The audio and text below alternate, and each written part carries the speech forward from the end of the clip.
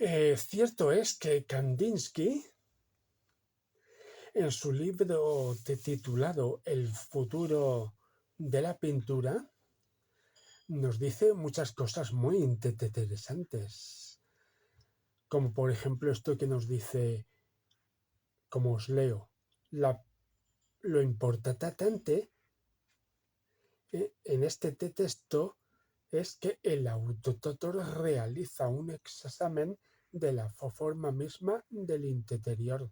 Así, no hay una diferencia esencial entre el arte figurativo y el arte abstracto, sino una diferencia de los medios de expresión elegidos para dar cuenta de un mismo contenido. Contenido dictado por la intuición, la necesidad interior del artista. Contenido formal de la obra, puesto que de las formas tienen una especie de vida interior. Esta dualidad de sentido procede sin duda de la imposibilidad que tiene el autor de aislar completamente los medios pictóricos puros, la forma, que para él permanecen siempre cargados con el sentido de su resonancia interior. En el arte abstracto no se trata, pues, de combinar medios puros, sino de producir medios para expresar la emoción del artista que están a su vez cargados de emoción.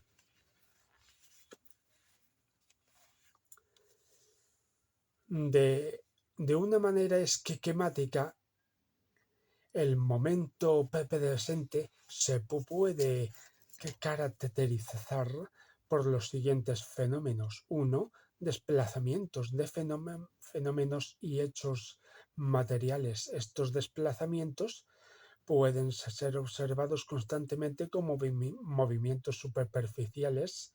2. Desplazamientos de fenómenos hechos espirituales.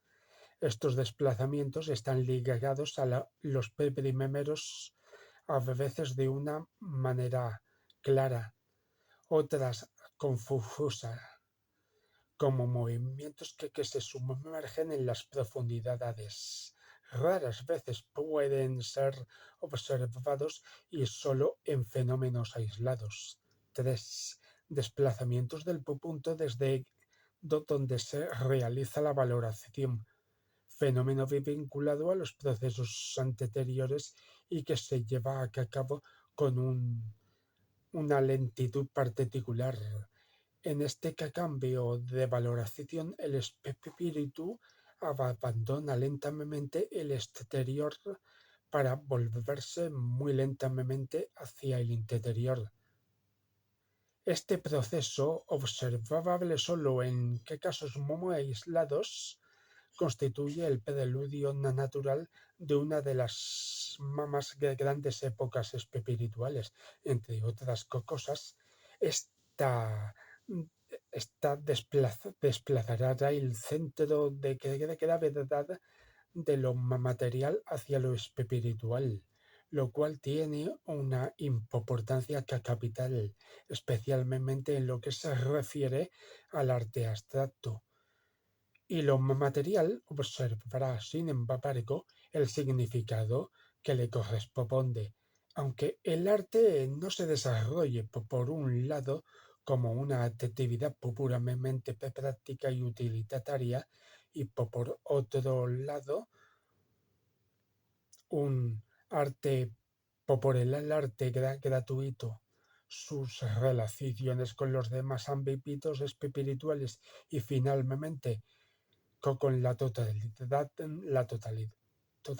de la vida, en el sentido más general, adquirirán cada vez mayor rigor. El arte actuará entonces con tanta claridad como poder que creador de vida que las dudas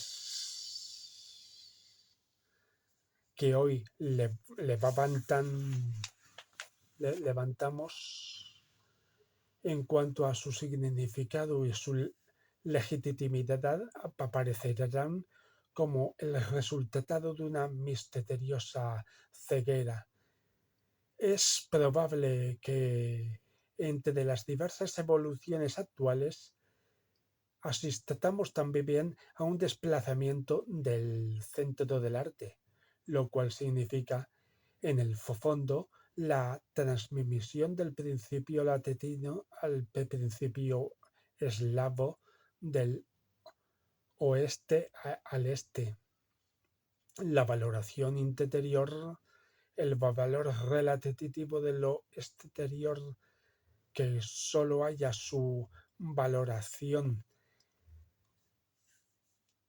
en lo interior, constituye el fundamento de los tribunales campesinos rusos que se desarrollan libremente sin influencia occidental, derecho romano, y que se han mantenido y desarrollado hasta la revolución y más allá de ella, a pesar de la influencia occidental, incluso en los jurados de las capas ocultas de la sociedad rusa.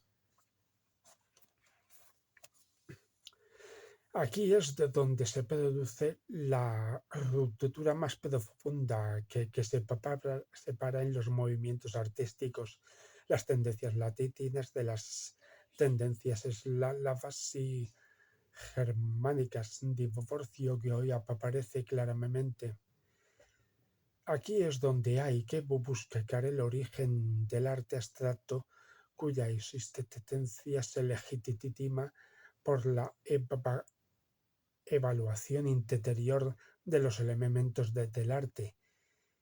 Si dejamos aparte el problema exterior de la forma, tal como se la considera especialmente en el constructivismo, esta afirmación es que capital, la imposibilidad, la incapacidad espiritual de adaptarse a ello excluye cualquier tránsito al mundo nuevo.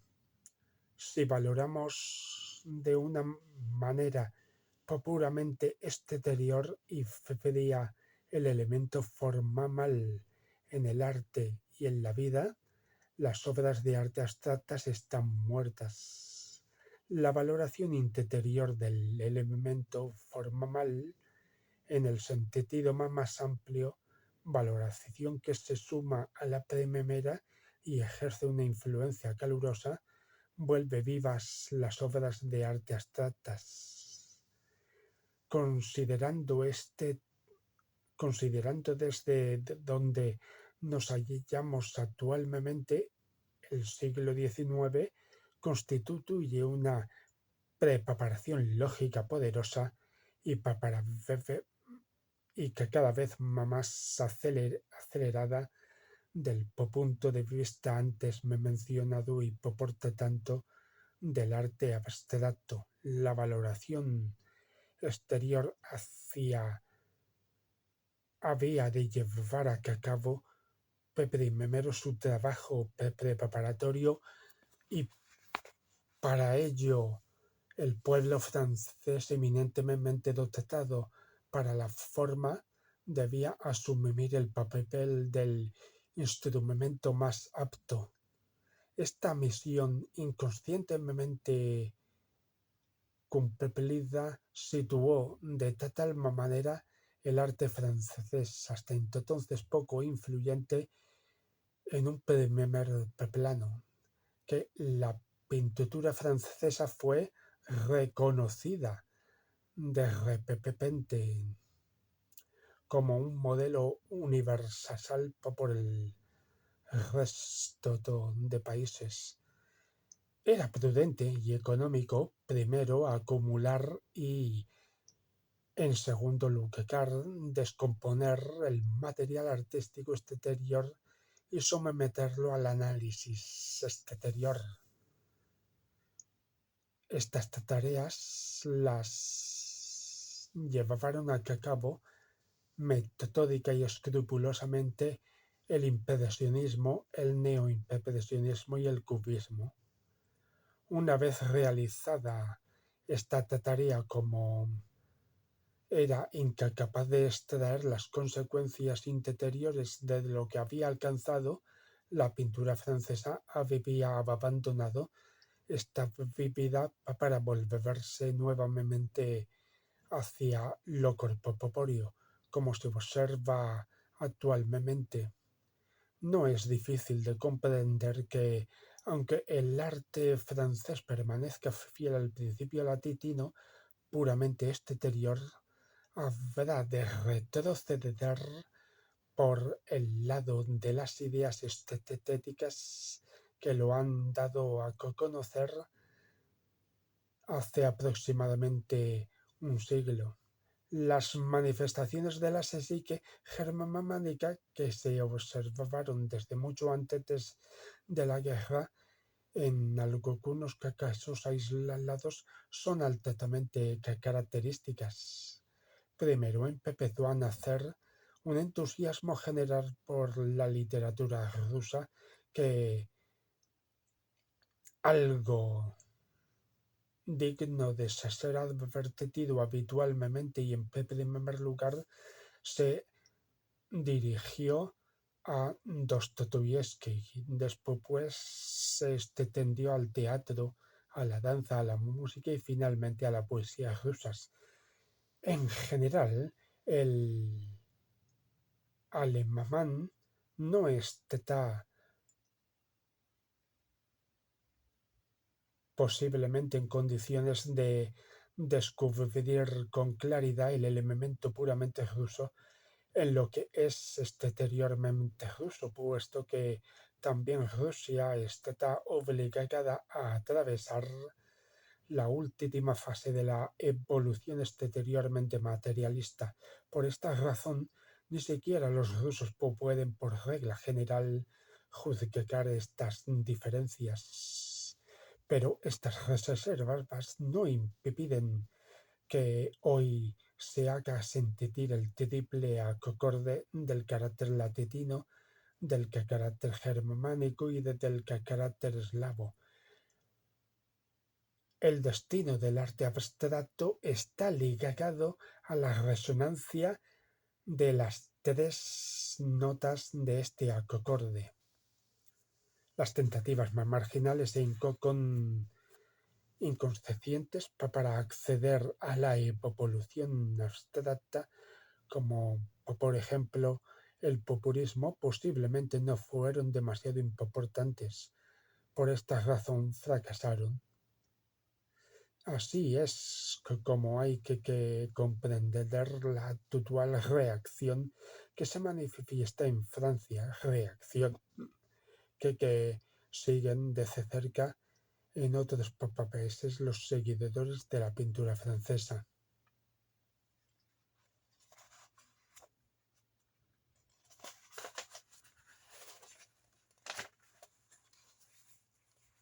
Los mayores problemas que tiene planteados nuestra época se hallan sin duda estrechamente relacionados con el problema general del arte abstracto. 1.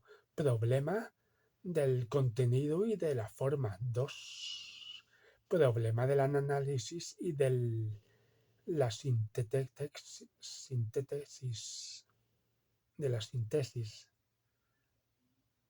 3. Problema necesariamente conjunto de la ciencia estética. 4. Problema del arte sintético. Estos problemas se tornan más claros a medida que se empieza a ver con nitidez los medios exteriores y sus valores exteriores, las dudas y las disensiones acerca del problema del contenido en pintura, por ejemplo, conducirán siempre a respuestas más definidas en tanto no se hayan examinado con precisión los aspectos de las diferentes artes con respecto a sus medios de expedición, método analítico, y en tanto esos medios de expedición no se hayan distinguido claramente los unos de los otros. Una vez se haya efectuado esta distinción, la conclusión, aún frecuente, entre contenido puramente pictórico y contenido literario desaparecerá por sí sola. Las afinidades generales, en cierto modo subterráneas, de las artes que finalmente remiten a una sola raíz, se revelan método sintético en el contenido general de todas las artes. Nunca hemos de olvidar, sin embargo, que éstas siguen siendo claramente distintas en sus flores y flores terrestres. Este punto de vista justifica una definición general del contenido, definición que vale tanto para el arte tomado en su conjunto como para cada arte en particular. El contenido es el complejo de efectos organizados según una finalidad exterior. En él convergen las nociones de construcción y de composición que desgraciadamente se confunden tan a menudo. La diferencia entre el arte llamado objetivo y sin objeto reside, pues, en ambos casos, en la diferencia de medios y de medios de expresión elegidos para expresar el contenido. En el primer caso, el pintor, por ejemplo, recurre a elementos naturales fuera de los medios puramente pictóricos, de manera que la resonancia total de su obra se compone de dos aspectos diferentes, podríamos decir fundamentalmente diferentes. En el segundo caso, el contenido de su obra es puramente el producto de medios puramente pictóricos. Podemos caracterizar el último periodo del desarrollo de la pintura postimpresionista, al margen de otros aspectos importantes, por el distanciamiento más o menos consciente, pero siempre metódico, de la resonancia objetiva. La última consecuencia de este proceso consiste en la eliminación completa de esta resonancia, lo cual permite a los elementos puramente pictóricos desarrollar sin dificultad, es decir, que clara y simplemente, sus repercusiones interiores.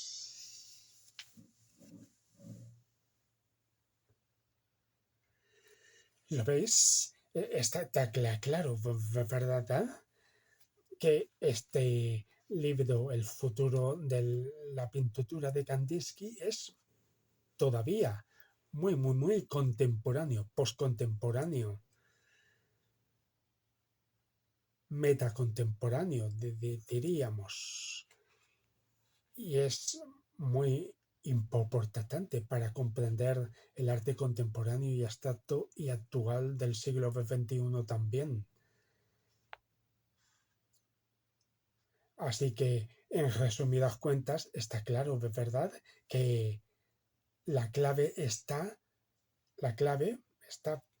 en que todos los autores tenemos que aplicar la fórmula I más D más R idea más desarrollo más resultados. Es decir, tener ideas originales y nunca acabar vistas, más desarrollarlas en el taller, más registrarlas fotográficamente en la propiedad intelectual a nuestro nombre y seudónimo y ofrecerlas de comercio en comercio gratis a todo el que le guste y nos firma el contrato de exposiciones gratis para su exposición y venta a comisión, que le da derecho a vender a comisión o comprar con descuento equivalente a la comisión.